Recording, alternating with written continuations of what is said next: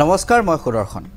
ৰাজ্যত এতিয়া শিক্ষা আৰু স্বাস্থ্য আটাইতকৈ লাভজনক ব্যৱসায়ত পৰিণত হৈছে শিক্ষা খণ্ডত আভুৱা ভাৰী গঢ়ি উঠিছে অবৈধ আৰু ৰমৰমীয়া বেপাৰ শেহতীয়াকৈ অসমীয়া প্ৰতিদিন কাকতৰ জৰিয়তে তেনে এক ঘটনাই পোহৰলৈ আহিছে বাতৰি অনুসৰি অনুমতি নথকা ব্যক্তিগত খণ্ডৰ শিক্ষা প্ৰতিষ্ঠানে দৰ্পণ পৰ্টেলত পঞ্জীয়নৰ সুবিধা নোপোৱাত অবৈধভাৱে ছাত্ৰ-ছাত্ৰীক অফলাইনত নামভৰ্তি কৰোৱাই ধন লুটিছে ইফালে অলপতে শিক্ষা সংসদৰ এখন বিশেষ জাননী প্ৰকাশ পায় জাননীখনৰ মতে দৰ্পণ পৰ্টেলত পঞ্জীয়ন নোহোৱা অফলাইন নামভৰ্তিক মান্যতা প্ৰদান কৰা নহব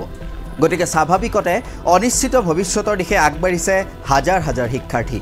উল্লেখ্য যে অসমত এতিয়া কাঠফুলাৰ দৰে যতে ততে ব্যক্তিগত খণ্ডৰ শিক্ষা প্ৰতিষ্ঠান গঢ়ি উঠিছে চৰকাৰৰ কোনো নিয়ন্ত্ৰণ নথকা এনে শিক্ষানুষ্ঠানে সকলো নিয়ম কানুন ভৰিৰে মুহাৰি কেৱল ব্যৱসায় কৰি আছে দশম শ্ৰেণীৰ ফলাফল ঘোষণাৰ পাছতে এতিয়া একাদশ শ্ৰেণীৰ নামভৰ্তি চলি আছে কিন্তু ভয়াৱহভাৱে গড় লৈ উঠা এটা দুষ্ট চক্ৰই শিক্ষাৰ্থীসকলৰ পৰা ধন আহৰণৰ আন এক অসৎ উপায় আৱিষ্কাৰ কৰিছে যাৰ বাবে অসম উচ্চতৰ মাধ্যমিক শিক্ষা সংসদে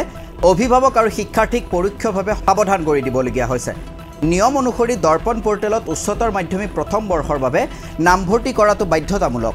কোনো শিক্ষানুষ্ঠানত একাদশ শ্ৰেণীত নামভৰ্তিৰ বাবে এনে কৰাটো বাধ্যতামূলক শিক্ষা সংসদৰ অনুমতিপ্ৰাপ্ত শিক্ষানুষ্ঠানসমূহে দৰ্পণ পৰ্টেলত পঞ্জীয়নৰ অনুমতি লাভ কৰে যোৱা 15 মেত শিক্ষাৰ্থীৰ নামভৰ্তিৰ আবেদনৰ প্ৰপত্ৰ পূৰণৰ শেষ সময় উকলি যায় কিন্তু দুখৰ বিষয়ে যে ৰাজ্যৰ 16% ব্যক্তিগত খণ্ডৰ শিক্ষানুষ্ঠান উচ্চতৰ মাধ্যমিক প্ৰথম বৰ্ষত নামভৰ্তি প্ৰক্ৰিয়াত অংশগ্ৰহণৰ পৰা বিৰত থাকিবলগীয়া হৈছে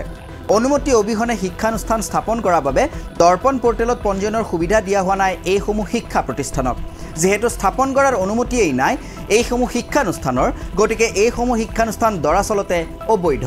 কিন্তু তথাপি টকাৰ লোভত অফলাইন পদ্ধতিৰে শিক্ষাৰ্থীৰ নামভৰ্তি প্ৰক্ৰিয়া অব্যাহত ৰাখিছে এইসমূহ শিক্ষানুষ্ঠানে অৰ্থাৎ হাজাৰ হাজাৰ শিক্ষাৰ্থীৰ পৰা ধন হৰকাইছে এই অসাধু চক্ৰটোৱে গতিকে কালি শিক্ষা সংসদে গুহাৰী যোগে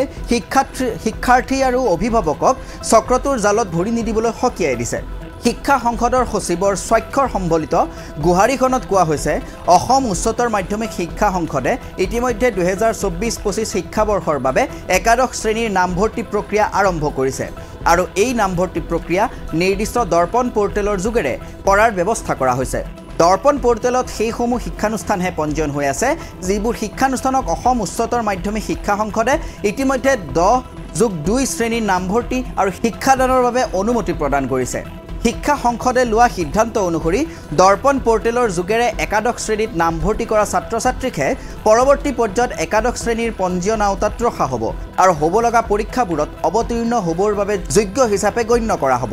শিক্ষা সংসদে বিভিন্ন সূত্ৰৰ আঁত ধৰি লিখিছে যে দৰ্পণ পৰ্টেলত পঞ্জীয়ন নোহোৱা কিছুমান শিক্ষানুষ্ঠানে নিজাববীয়াকৈ অফলাইন প্ৰক্ৰিয়াৰে নামভৰ্তি কৰি আছে যেটো শিক্ষা সংসদৰ সিদ্ধান্তৰ পৰিপন্থী এই ক্ষেত্ৰত সকলো পক্ষকে জনোৱা যায় যে শিক্ষা সংসদৰ সিদ্ধান্তৰ পৰিপন্থী ব্যৱস্থাৰে লোৱা নামভৰ্তিসমূহক শিক্ষা সংসদে মান্যতা প্ৰদান নকৰে আৰু নামভৰ্তি কৰা ছাত্ৰ-ছাত্ৰীসকলক পঞ্জীয়নৰ বাবে যোগ্য বুলি গণ্য কৰা নহব সেয়ে সকলো শিক্ষানুষ্ঠান অভিভাৱক আৰু ছাত্ৰ-ছাত্ৰীক জনোৱা যায় যে একাদশ শ্ৰেণীত যাতে দৰ্পণ পৰ্টেলৰ যোগেৰেহে নামভৰ্তি প্ৰক্ৰিয়া সম্পাদন কৰে অন্যথা শিক্ষা সংসদে দৰ্পণ পৰ্টেলৰ জৰিয়তে নোলোৱা নামভৰ্তিসমূহৰ ক্ষেত্ৰত পঞ্জীয়নৰ ব্যৱস্থা কৰাৰ পৰা বিৰত থাকিব শিক্ষা সংসদৰ এই গুহাৰীৰ পৰা স্পষ্ট হৈ পৰিছে যে অনুমতিবিহীনভাৱে ৰাজ্যত চলি থকা অবৈধ ব্যক্তিগত খণ্ডৰ শিক্ষানুষ্ঠানৰ কবলত পৰি বহু শিক্ষাৰ্থীৰ ভৱিষ্যত অন্ধকাৰৰ দিশলৈ গতি কৰিব তাৎপৰ্যপূৰ্ণভাৱে অবৈধভাৱে গঢ়ি উঠা এই শিক্ষানুষ্ঠানসমূহে জালিয়াতিৰে বছৰ বছৰ ধৰি শিক্ষাৰ্থীৰ নামভৰ্তিৰ ব্যৱস্থা কৰি আহিছে